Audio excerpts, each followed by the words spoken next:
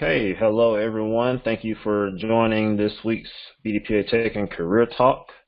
Again, I'm Devin Jenkins. I began leading the talks earlier this year. I work at GE Healthcare in supply chain IT in Milwaukee, Wisconsin. Glad to have Samuel Davis here with us from the IT department with the state of Ohio's Department of Administrative Services. So glad to have him here sharing with us about emotional awkwardness in the workplace and life, and some tactics for reversing the ownership of that. So this should be an interesting conversation today.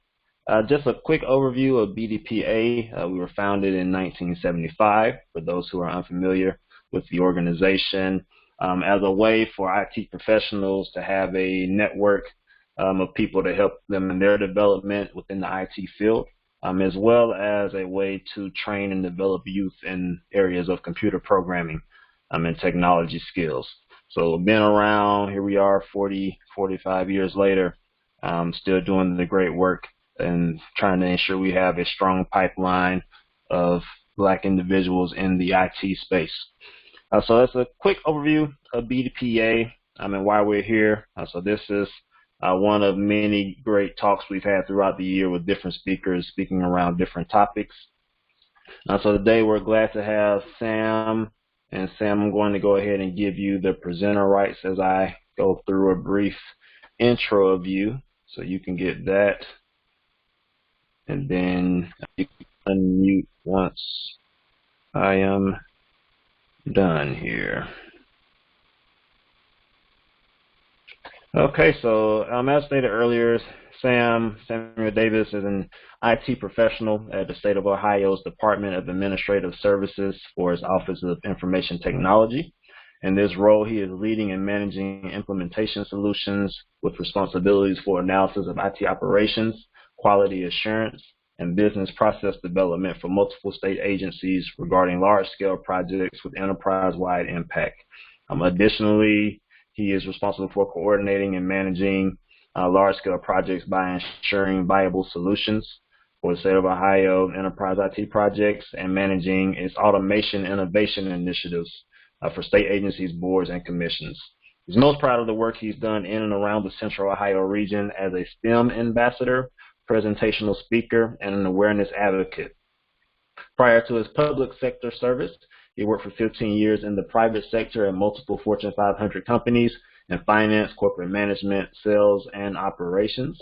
Today, he is equipped with credentials as a project value management professional, certified Scrum Master, certified project manager, and a certified business analyst professional and agile practitioner.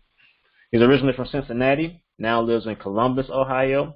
He's a graduate of Roger Bacon High School, class of 2000, and Xavier University, class of 2005 in Cincinnati, Ohio. He is also the proud parent of 2 children. He's a loving husband.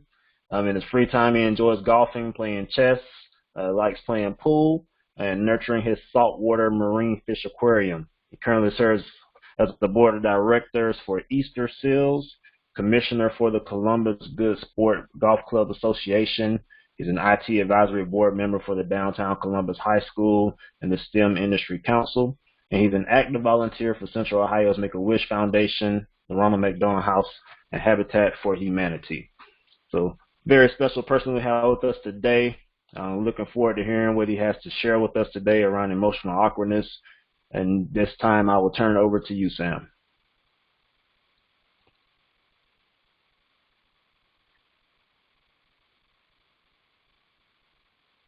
Let me unmute you just in case you're having some challenges there. Okay, thank you very much, Devin. Thank you. I appreciate that intro, and I appreciate everyone's availability and making time to listen in. I hope that the content that's being shared, it has some value, as it certainly has created and had value in my life, as it's an important topic, not one of which we discuss often, but one certainly that needs to be understood and for others to be made aware of. So we're going to have about 35, 40 minutes of content, and then we're going to do about 15 minutes of Q&A. So, again, thanks everyone for joining. So, how to reverse the ownership of verbal awkwardness in the workplace and life. That's what we're going to be discussing today. So, about today's webinar, there are times when comments are made that offend, hurt, and belittle typically not followed by a response. However, there are tactics and methods to help remedy these situations. This compassionate yet provocative webinar provides guidance of the importance of speaking up, asking why, reversing the ownership of emotional awkwardness, and celebrating the moments of informative, assistive empathy. So a lot of this content has been gathered from interview, experience, data that has been shared, and research. And again, a lot of it is mostly just personal testimony, things that I have learned and things that I've acquired from mentors and friends alike. So I'm going to be respectful of everyone's time, and many of the pages I'm going to actually read fully just to ensure that you obtain the information I hope to relay. So again, thank you for your time, and let's get started. So we already went through the bio. That's me there, my lovely wife, my 2 kids. A little bit more about me. I'm an IT exec, work for the state of Ohio, and I've been around the block. And I've actually had a lot of experiences. Some things that are more important is that I love to create value in the lives of others, which is why I like to do workshops and webinars like this to share content that I've learned, that I've experienced, and I feel help others. And as with chess pieces, I like to be strategic as a tactician. So that's a little bit about me. So I want to start by sharing a poem that kind of sets the tone. Each person has inside a basic decency and goodness. If he or she listens to it and acts on it, he or she is given a great deal of what it is the world needs most. It is not complicated, but it takes courage. It takes courage for a person to listen to his or her own goodness and act on it. That's a quote from Pablo Casals. And throughout the presentation, I kindly ask that you use the chat, which is the only way that I can communicate with you. And when we do our polls, I'll ask that you insert your answers there. And if there's a general question that needs to be answered throughout the presentation, please insert that information there, and I'll do my best to address it when I can. So some of today's takeaways, it's basically simply asking why during an encounter. An encounter when emotional awkwardness may have been influenced, created, or designated to make an individual feel just that, awkward. There are tips. 1, asking the question why so that we may reverse the awkwardness, embracing the silence when that question is asked, and allowing that silence to linger so that the individual that made the effort to create the awkwardness takes ownership and accountability to provide an answer out of respect. And we're going to learn the ways that we can accept the reversal of that awkwardness ownership and celebrate that moment. Today's goal is to provide you with a tip and a tactic that assists when situations arise that cause situations to be awkward, emotionally awkward. We have a choice, and something that's going to be, one point that's going to be made over and over is this. We teach people how they may treat us. We teach people how they may treat us. And this is a tip as to how we can encourage people to know what is acceptable and not. Quick question. Out of respect for my audience, I humbly ask, do I have the permission to address this webinar audience as mature adults? Please insert in the chat there a response A for yes and a response B for no. Just a question I like to ask as I prepare some of these webinars, as I truly like to respect my audience. Okay, so I see that there's an overwhelming A being yes. So it's designated, it's confirmed, it's sure. I have obtained the permission to proceed and speak as mature adults. Thank you all for that. So some of the things we're going to be discussing, these are just some examples of times in which emotional awkwardness can come about. Catcalling. For those of you that may not know, catcalling is typically when comments said out loud are made in the direction of someone, whether it's a man or a woman. Typically comments that are unwanted and unnecessary and rather crass. Okay, so we're going to talk about that because those are certainly times in which emotional awkwardness can occur.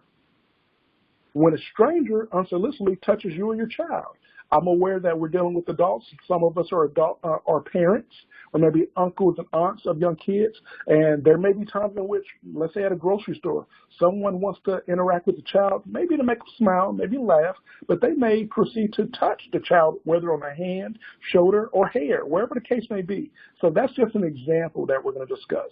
Another example, being treated badly for something that's not your fault.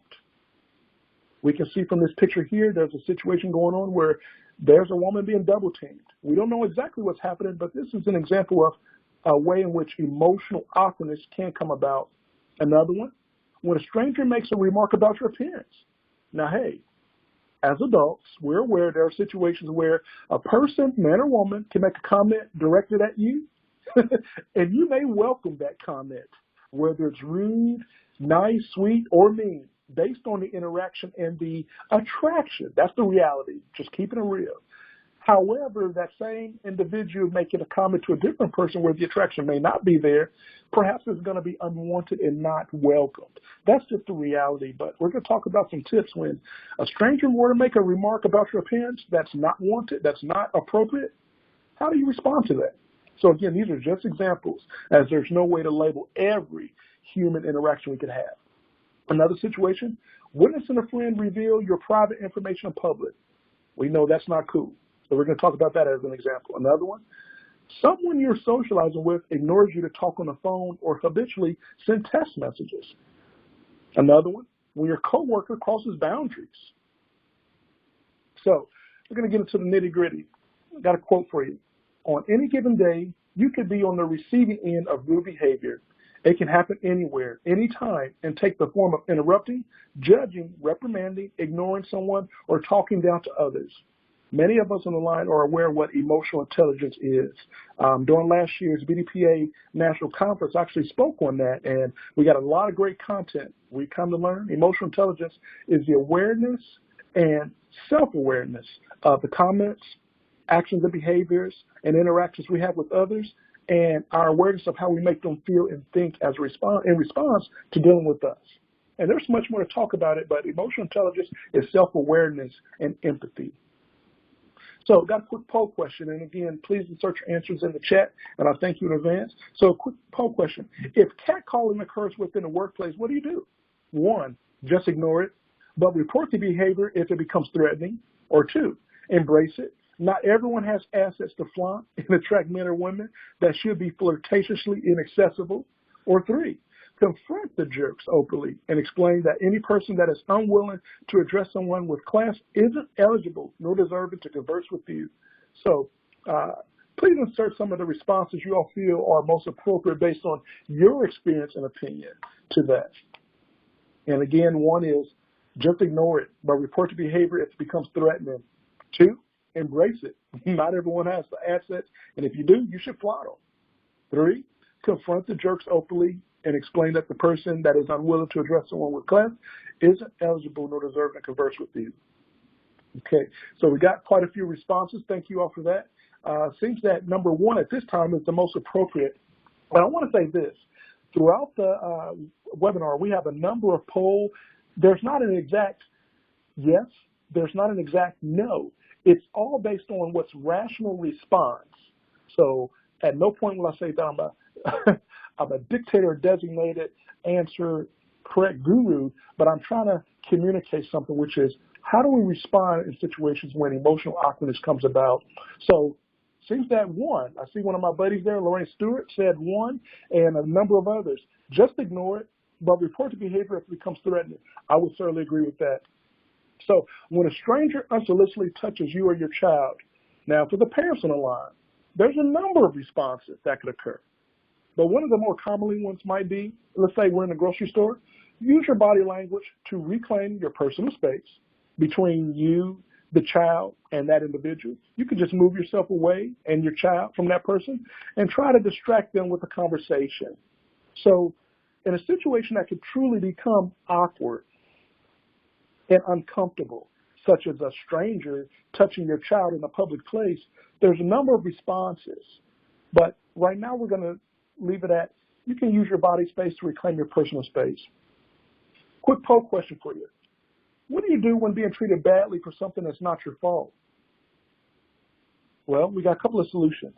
1, make it look like what they're saying isn't getting to you and remain confident and polite. Show grace and try to resolve the situation calmly.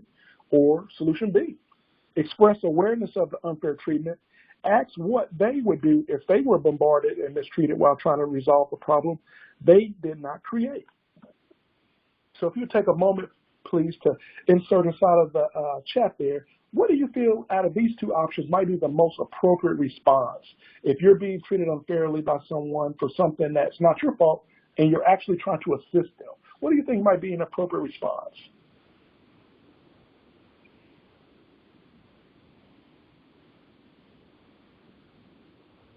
Looks like the overwhelming response right now is B. Express awareness of the unfair treatment, ask what they would do if they were bombarded. I would agree with this one. Why? Some individuals may not be aware nor care, but more so not be aware as to what they are saying and how it makes you feel, because they're only thinking about self and how they can get what they want or desire. By asking why, it may assist them in becoming aware and present and engage in the exchange that they're participating in. The reality is not everyone's truly tuned in and engaging when communicating. So we're going to learn today the way to reverse the role of emotional awkwardness is sometimes just asking a question. And that often may de-escalate the situation and help remedy it. So thank you all for that feedback. When a stranger makes a remark about your appearance, now we spoke a little bit about this, but one of the rational responses might be this: turn the comment around and change the conversation topic. You can also ask a person something about them, but without being snarky. You can use humor. You can be kind. There's a number of situations. So if you are an individual that is commonly approached by individuals for no reason other than to engage or spark up conversation, it would be wise to have tips on how you can calibrate, adjust, and adapt versus taking offense. Not everything we need to take offense towards, but it's good to have responses that default allow us to maintain dignity, respect, and likability. When does a friend reveal your private information in public? Well, there's a number of responses to this one as well. But one of the commonly selected responses might be brave and make it look like the information is not a big deal and steer the conversation in a different direction. Or, once alone with your friend, let them know they shouldn't have done it and make yourself heard. We're going to drive this point home throughout this webinar. We teach people how they may treat us. We teach people how they may treat us. And when incidents occur, we have the option to just let it go and catapult over it, or to address it and deal with it. And we as a people typically are more, I don't want to say confrontational, but we are more direct. So we like to deal with things versus allowing it to fester and create stress. So we're gonna make some progress throughout this webinar. Poll question for everyone: what to do when you're socializing with someone that ignores you to talk on the phone or habitually send text messages? You got solution A, B, and C. Tell me which one you feel is most appropriate based on you and your personality. So what do you do when you're socializing with someone that ignores you to talk on the phone or habitually send text? A, don't let your anger build up and nicely ask the person to pay attention to you. Or B, if you have driven separately, excuse yourself and simply leave and block them on social media and other mobile devices. Or C, tell the person that if they value your time and relationship, they should act like it. I'm curious to see, what are some of the responses people have?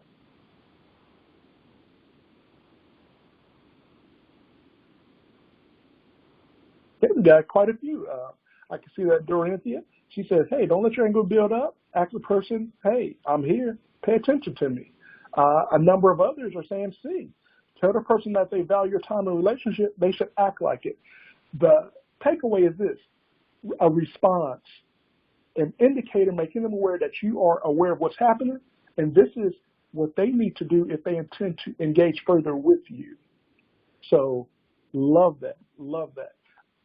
Raquel Dukes, not to me. I love that little icon I see in the chat. So yes, those are all appropriate responses based on who you are, but the biggest thing is respect needs to be maintained at all times. No one should endure disrespect. So what about this one? When your coworker crosses a boundary, you can politely tell them about what's bothering you, or be direct and firm because they need to hear it.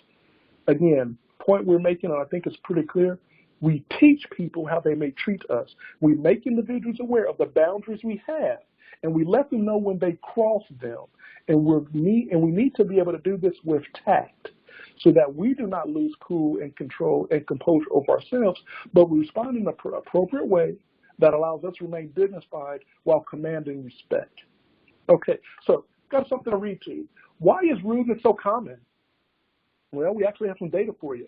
In a recent study done by the American Psychology Association, nearly 4 in 10 adults said that political and cultural discussions on social media cause them stress.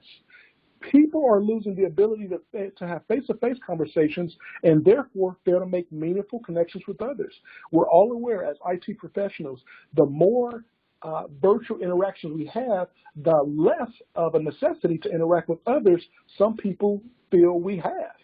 You know, if your job primarily is to interact through phone, internet exchange, things to that degree, you may not have to interact as well in person. That human-to-human interaction and interpersonal skill may decrease over time, but that's not an excuse to accept inappropriate interactions with other people. So let me read this, and this is something we spoke about a little bit before. How to reverse the ownership of verbal awkwardness in the workplace and life. There are times when comments are made that offend.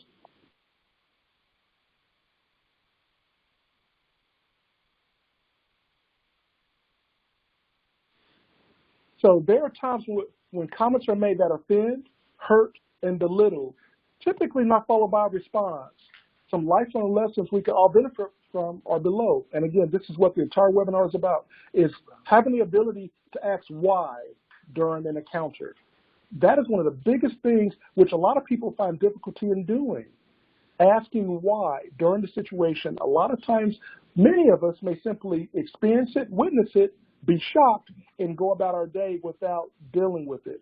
Well, the challenge during this call is to learn of ways to deal with it in a respectful way that allows us to maintain our dignity, self-respect, composure, without going over into the deep end. Okay, so I got a skit that's going to help bring this home. So we got 2 individuals, an employee and a supervisor. Here's the scene. An employee knocks on an office door requesting to come to speak to a supervisor to obtain clarification on an emailed task that was vaguely described with an implied urgency priority. After the supervisor waves the employee into the office and is asked for clarification on the email task assignment, the supervisor sarcastically responds rudely and offensively with an insult of the employee's intelligence and lack of ability to follow simple directions. Unfortunately, this happens way too often. So to start scene 1, we have the employee walking into the office of the supervisor to obtain clarification on an email task assignment, only to be insulted and spoken to rudely by the supervisor. So the employee says, "Hello, may I come in and ask you a quick question?" to the supervisor. The supervisor responds, "Yes, come on in. How may I help you?"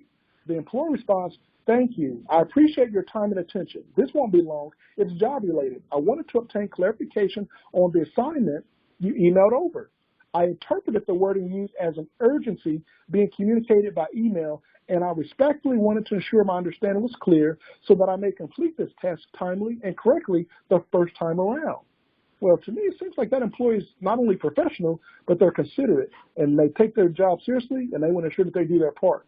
Well, the supervisor responds by saying, "Your lack of comprehension for the simplest of things never ceases to amaze me. If I didn't know you personally, sometimes I would think you were dumb or just flat out stupid," while laughing as if the employee is going to engage in the laughter about themselves. Now, that's an extreme example, but this is a perfect example. Why? This is a setting where emotional awkwardness has been developed and created and maintained. And there are options that the employee has as to how they may respond to either maintain dignity and self-respect or to respond by enduring and embracing and subjecting themselves to just allowing it to continue and occur. So got a few definitions for us. Microaggressions are brief statements or actions that communicate a negative message about a non-dominant group.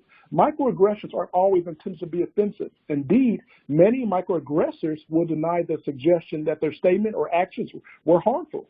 Nonetheless, microaggressions are rooted in bias and have harmful consequences. I think we can all agree with that. Also, there are 3 forms of microaggressions: microassaults, micro insults, and micro invalidations.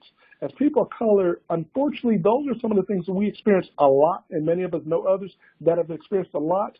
And I think this is why I really am passionate about this topic, because being equipped with ways in which to engage and respond may help us preserve not only sanity, but reduce blood pressure and anxiety when dealing with people within a workplace.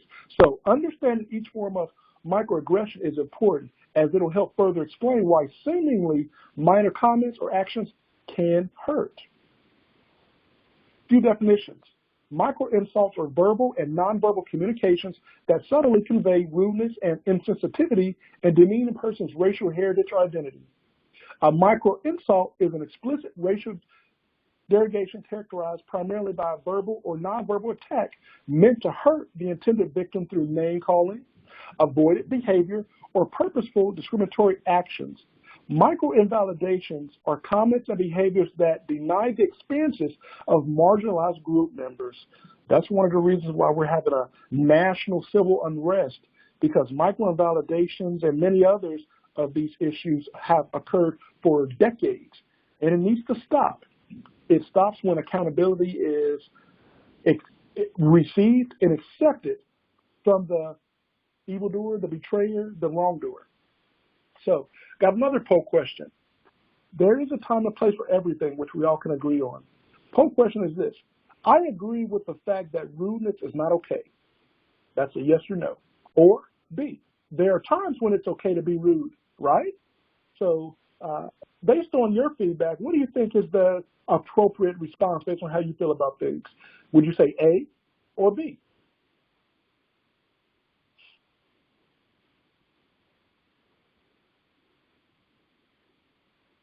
Okay, looks like we got an overwhelming response being A. I agree with the fact that rudeness is not okay. So if we look at the dictionary's definition, according to the Merriam-Webster, being rude is officially defined as not having or showing concern or respect for the rights and feelings of other people. Pretty straightforward. So with that, it doesn't matter what time of day it is, rudeness is not okay in a civilized society. Okay, so remember, as we all need to be empathetic, remember this: sometimes the rude person is you. Maybe not today, but there have been times when you were rude, and you're not a bad person.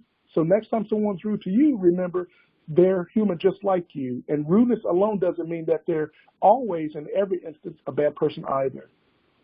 So for the golfers on the line and those that have appreciation for golfers, there are many ways that you can show etiquette and show lack of etiquette. One of them, showing bad etiquette and lack of respect, is putting out of turn. So as you can see here, I'm putting a golf ball, and I actually got a chance of making it go in, but some of my buddies behind me are anxious to putt themselves, therefore they're putting out of turn. There's a number of ways that I can respond. In this case, I just let it go. It wasn't that important. Here we are. For some of the chess players or those that enjoy board games, insulting someone who cannot compete with you mentally or psychologically is simply arrogant and tacky. If you know you are right, do you necessarily need to prove someone wrong in every instance? I don't think you do. Question. Well, not a question, but a statement. Sometimes you have to fool the fool that thinks they're fooling you by fooling them. Wonderful words spoken, which we all would agree are words of wisdom. Sometimes you have to fool the fool that thinks they're fooling you by fooling them. Kindness and decency is understanding that it is not a necessity to prove someone wrong, to have to put them in their place, or perhaps to embarrass them, to know that you are right. That's just maturity. That's just thoughtfulness. That's empathy. Being kind. Some individuals are going through things which we have no idea why. Doesn't mean that we should tolerate behavior, but we certainly have an appropriate response that we can show. So, quick poll question. And this is for the parents. What should you do if your child returned home from an elementary school with a stapled note on their backpack that read, "Please read Parenting 101. You can buy a copy on Amazon. If you need a coupon to afford the book, just let me know. Sign, your child's first grade teacher." So with that, what do you think would be the appropriate response based on what you feel and how you are? Would it be A, buy the book? Would it be B, Visit the school the next day? Would it be C, meditate and do a little bit of yoga? So I see Alexander said C, then B, then A. Lorraine, she said A as well. So again, there's no wrong answer. We can only do what's best and most appropriate for us. But the gist of the message we're sharing is we have the right, we have the privilege, we have the responsibility of making people aware of what we will tolerate, what we will not tolerate, and what our boundaries are, as we must teach them how they may treat us. So, what do you do when confronted with rude or toxic behavior? Allow me to read this out loud. Remind yourself to respond in a respectful way. As difficult as this may seem in the moment, this acknowledges that the other person has been heard.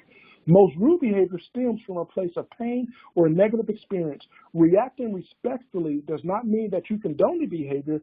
It's an opportunity for you to act with conscious compassion. As people of color, we typically have to have a greater tolerance and threshold and appreciation for the lacking of skill sets others have, as we typically may have more of a penalty, so to speak, based on our response and reaction to things in comparison to others. So we must think before we speak, even when witnessing rude behavior. So a lot of us have learned this. Don't take it personally. Now, look at this guy here. This is an assumption, but we have no idea why that smile and why that demeanor is what it is. But let's just imagine that an insensitive comment has been directed at him. We have no way of knowing if that comment has hurt him, impacted him, made him feel embarrassed or shamed, or created an emotional awkwardness. But let's just imagine that rather than responding negatively, he simply asks, hey, what made you think it's okay to make that comment to me? Do you feel that it was a compliment? Do you feel that I should listen and laugh with you? That actually was insensitive. To help me understand, why do you feel that's okay? He asked the question. So this would be an example of an emotional awkwardness, where he may have been put in a position to become awkward and emotionally awkward, but he reversed it by asking the question.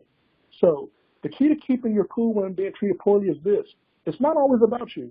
Remember, behavior is most often shaped by our past, influenced by preconditioned mindsets that stem from fear and memories of previous experiences. Thinking of what influences an offensive comment will allow you to detach from the situation and empathize. We all must do that as best as we can, empathize. Pause, take a breath. Knee-jerk reactions are emotionally charged. Some people may try it, they may try it, but we need to do just that. Pause and take a breath. Asking questions. Some people may say, are you okay?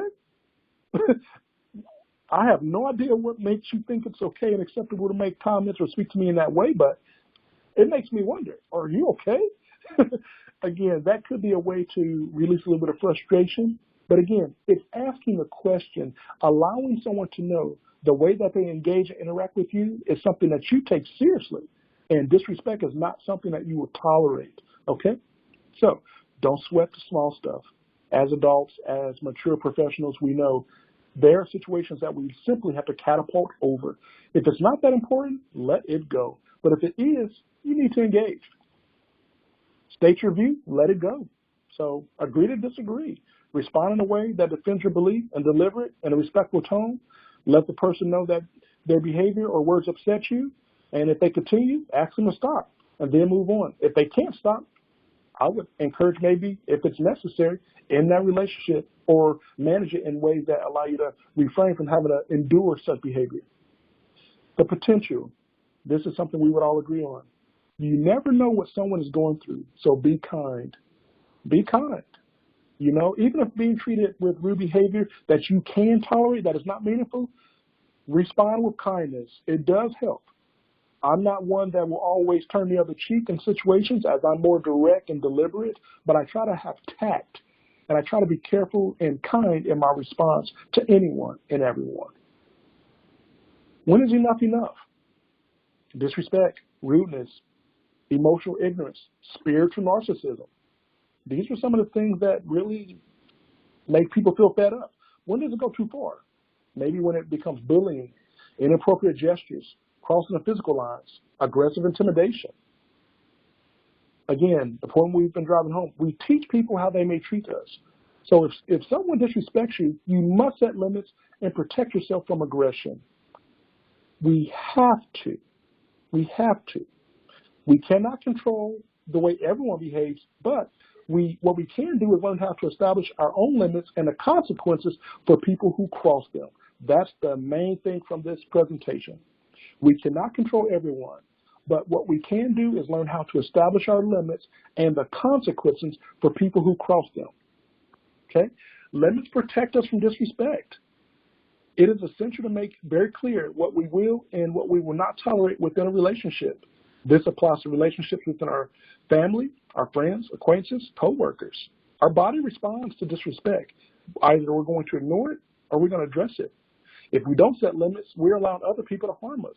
I want to read this. There are many ways in which we allow others to disrespect us. There are also ways in which we send signals, inviting them to do so. For example, when someone has made a comment about us and we feel very uncomfortable with it, instead of letting the other person know how we feel, we conceal and silence our feelings. We keep them in our private backpack and saved grudges. This way, we turn their disrespect into our own personal poison.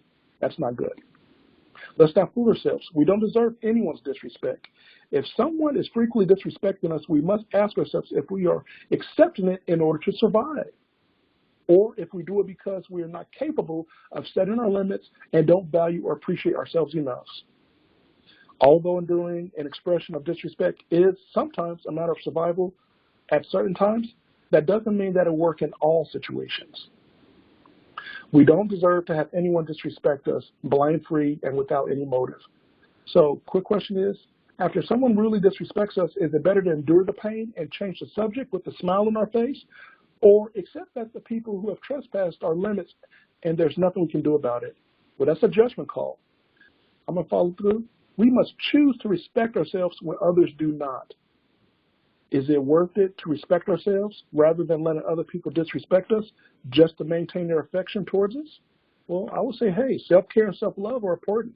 We need to do things and engage in things that allow us to have happiness. Let it go. Walk away. We drove that home. Consider offering help, asking questions. Some rudeness is a simple case of bad manners. One might say, are you trying to offer me a compliment? Actually, that was an insult. Again, that's engaging, that's giving feedback, that's helping reverse the emotional awkwardness. Understand rudeness as a habit. Some people are rude. Some people are a-holes. Some people are just jerks. We can't take it on ourselves to make them a project to where we're going to fix them, but we have to maintain how we allow people to deal with us. Don't try to force change. I believe in the statement, when a person shows you who they are the first time, believe them. I believe in that. But I do know that sometimes people can change and improve. Therefore, the second interaction might be totally different than the first. So yes, when a person shows you who they are the first time, believe them, but also believe that they can change and improve, and it might be a result of coming in contact with you. Effective responses to microaggressions at work. Take a deep breath. That's the best thing that I can share. Sometimes people's ignorance is not your responsibility, and we have to pick and choose what issues we're going to deal with. Consider the context. If it's the CEO making a comment, it may not be the best to discuss and bring that up right then during a C-suite executive meeting, but perhaps speaking with someone about it and dealing with it if it has truly impacted you personally. On the other hand, what if it's a person you have to work with regularly? You may need to nip that in the butt and deal with it, because this is something that you have to deal with. Some of us may not deal with the CEO on a daily basis, but if we do, we're going to have to address that. Respond with education. We already said, sometimes we have to educate the individual by making them aware. The comment you've made is not okay. Why do you feel it's okay that you speak or treat me that way or others? They may not be aware of why and how they are making others feel.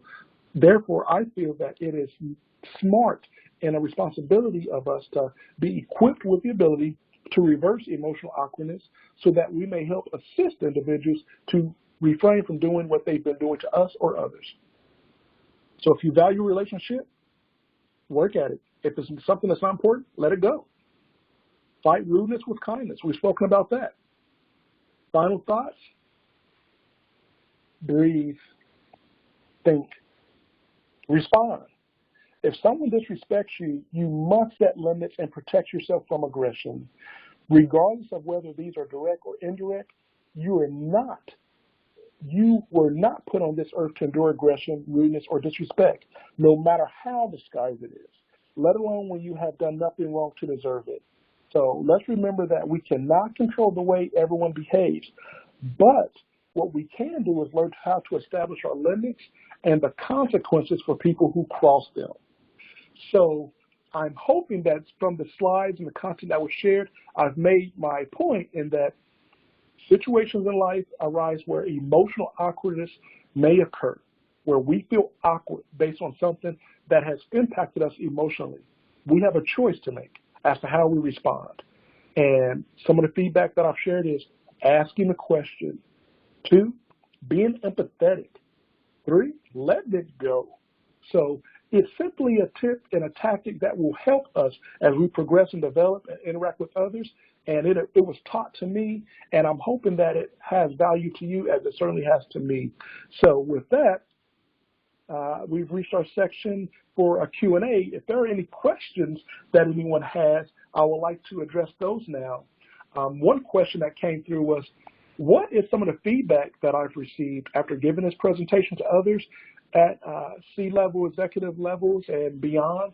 Well, some people have learned and shared that asking questions did seem to be out of their comfort zone, but actually provided them with a newfound respect from the individual they were dealing with. And for a lot of individuals, they were not aware as to how they were making people feel, and they may not have been aware that they were actually going outside of what's okay and acceptable. There are other situations where individuals who felt that what the individual at one point in time allowed to start now must stop. So it was a newfound respect and adjustment in that relationship.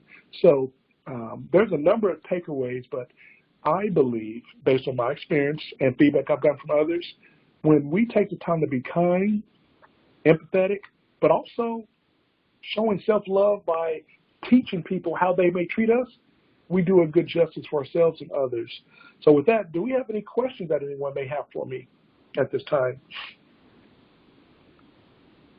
At this time, if you have a question, please feel free to unmute yourself, or you can put your question in the chat window and we will read it out for you.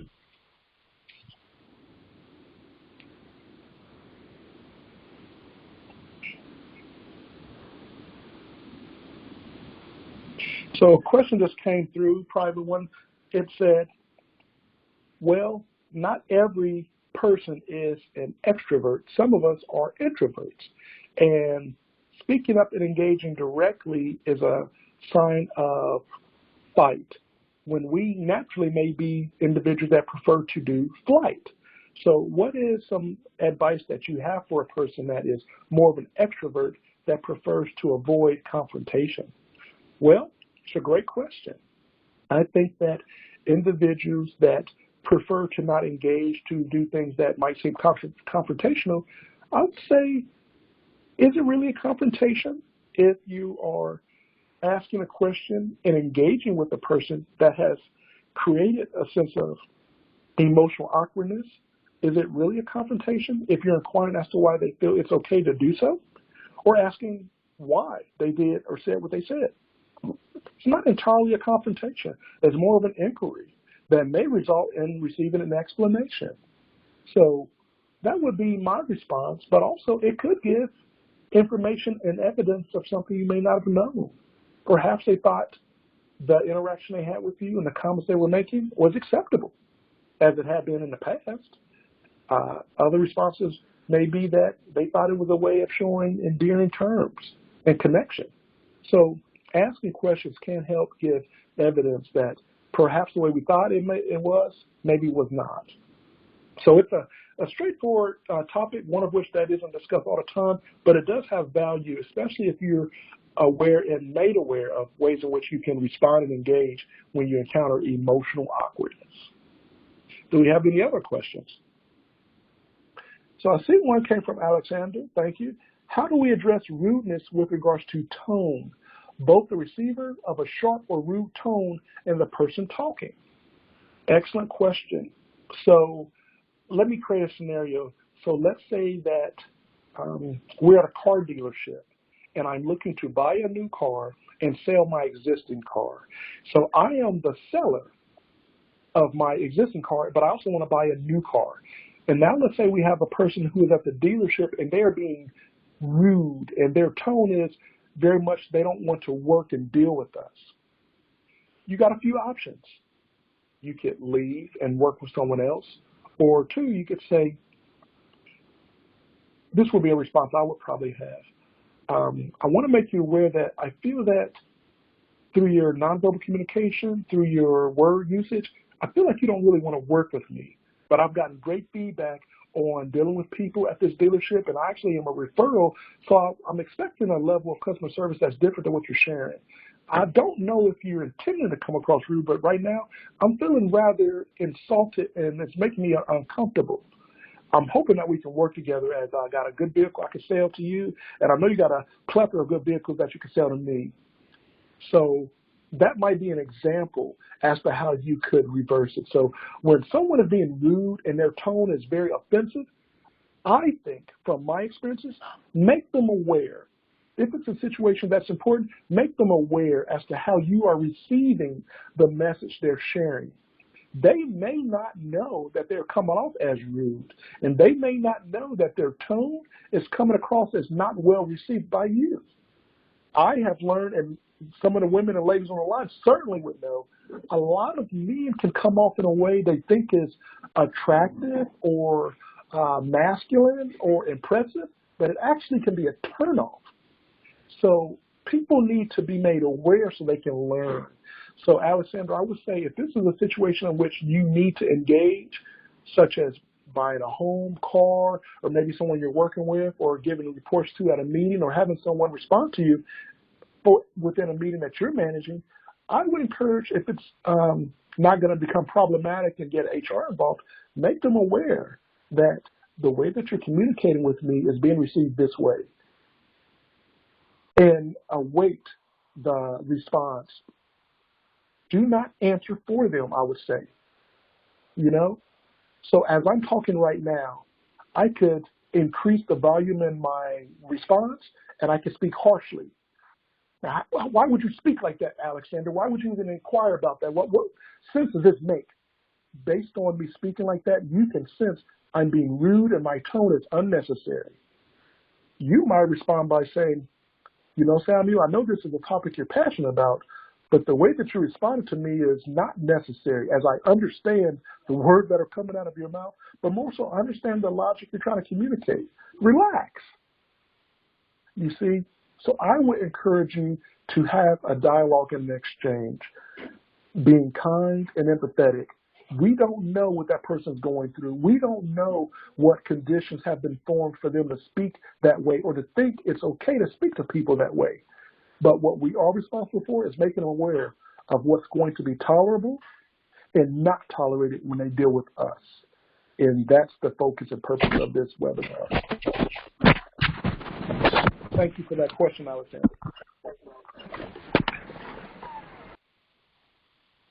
Do we have any other questions from anyone?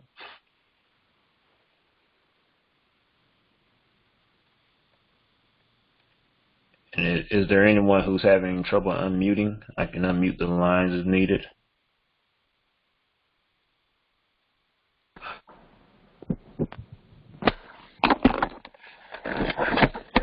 Sounds like I hear someone. Is that John? John, do you have a question?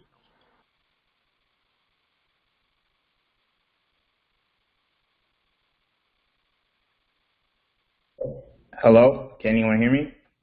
Yep. Oh yeah, so I have a question. So I'm coming from a startup entrepreneur perspective, and what you said earlier has really resonated with me. But like kind of onto confrontation, my question is, how do you manage confrontation like in a bigger setting, so like a boardroom setting or like a group setting, and you see the microaggressions happening, but as the chief in the office, right? How are you supposed to calling them out on it? That can kind of push them to like maybe quitting or feeling they're getting picked on. So like when somebody has a higher authority and they're doing these microaggressions and whatnot, how are you supposed to handle that as a leader? Great question. So with that dynamic, you as a entrepreneur with a startup and you're looking to engage, collaborate, and connect and partner, you're looking to obtain something from them while giving them something. So it seems the mutual goal would be to form a sense of community and a mutual understanding that we're here to work together.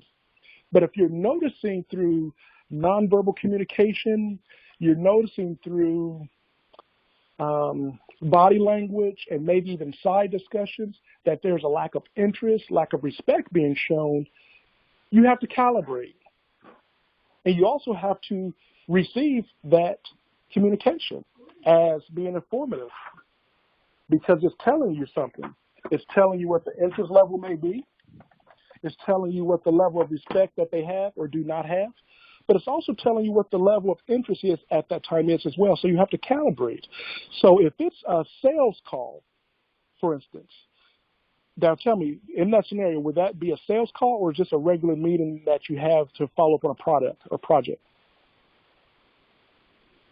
Yeah, so I guess in my specific case, it'd be like a sprint planning meeting. We were talking about building the next version of the app. Yes, yes. So with that, as a project manager, I've come to learn that sometimes it's necessary to ensure the audience and team members are aware of the bottom line and the end result and beneficiary. So let's say, for example, that you're creating an application or developing a product that's going to assist individuals with special needs by providing data that's accessible online versus paper submission.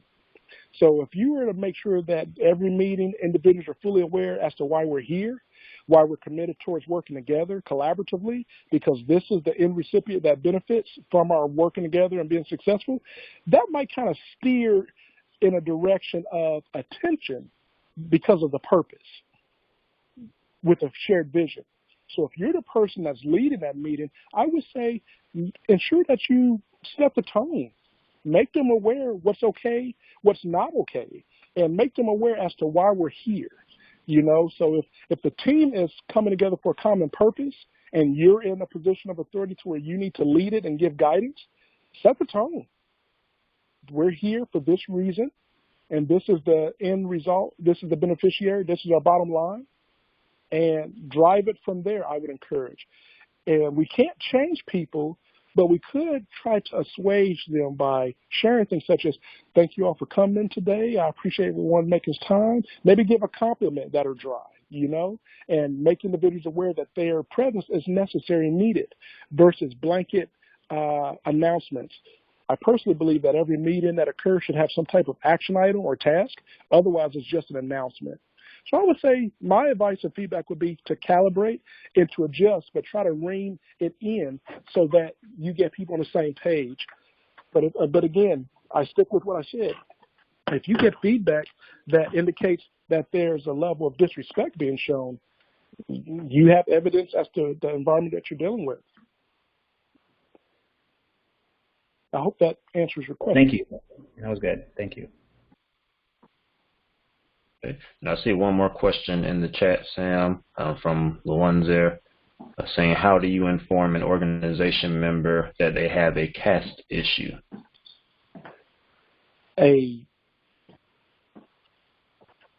What was that? Wanzer, would you mind just clarifying what caste is in this instance? Oh, caste. I've come to learn, and correct me if I'm mistaken, but with caste system, that's typically the Asian and Eastern European cultures where color is an issue, and also status such as wealth or class, upper class, middle class, lower class, and also color So I believe that's the reference here regarding caste. If it's not, I'd like you to clarify. It's a great question. I work with a lot of Asians and Europeans and Indians, and I have learned that colorism is a big deal. A lot of people may deal with source credibility based on comments that are coming from people of a certain color or certain class will determine whether or not their feedback that's being shared is valid or not. Regarding contributions and involvement and engagement, responsiveness and respect being shown or lack thereof can be a reflection on their norms. Now, I do know that people that believe in those type of systems have beliefs that are cultural or maybe even faith-based. So if that's the case, there's going to be very little that you can do about that. So I just looked that up. So the system which divides Hindus into rigid hierarchical groups based on their karma, their work, and their religion. So with those type of systems, now I do not have a lot of knowledge regarding this, so I want to say that starting out. But from my experience, I do know that it deals somewhat with hierarchy, authority, title, and people may feel that based on where you are is a reflection of how they should engage with you. It still goes back to respect. We teach those individuals how they may or may not treat us. So I don't want to speak about something I don't know fully, being a case system, but I see that it does speak a little bit about association people have with either money or power or authority. So if you're in an environment with that, and how do you deal with it within an organization, I don't have an answer. I know from the position of dealing with people, person to person, but within an organization that has a caste issue, I don't have an answer, but I can do some research, and I do know resources that specialize in diversity and inclusion that probably have some answers. So I can definitely get an answer to you for that question. But at this time, I'm not well-versed or knowledgeable for that.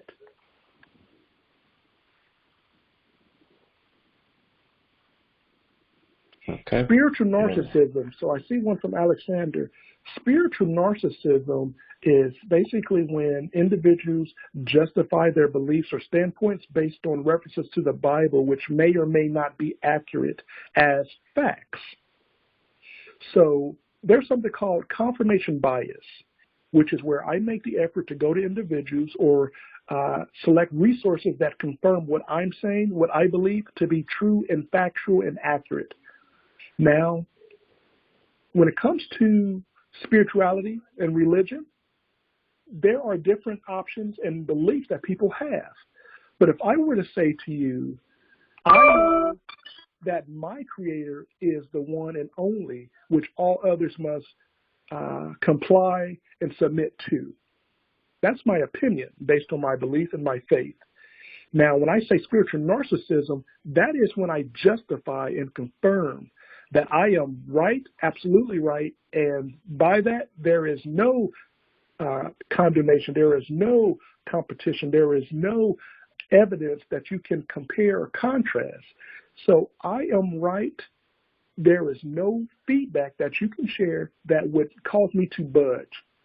So spiritual narcissism is just that. That's when you use something that you believe in to basically dismiss something else that others may believe. Does that make sense? And so this is something that happens a lot. Others may say it's your experiences, your insights to basically cause others to feel that they are less than, you know. So we know that a narcissist in many ways is a person that feels and thinks about themselves without regard for others, or maybe it's too focused on self and self-fulfillment and self-importance. This is an individual in some cases that may have the belief that their opinions and their ideas are facts. not opinions. Everyone's entitled to their opinion, not their own facts. So with spiritual narcissism, that's when you base your opinions, your ideas as facts, supported through your spiritual beliefs.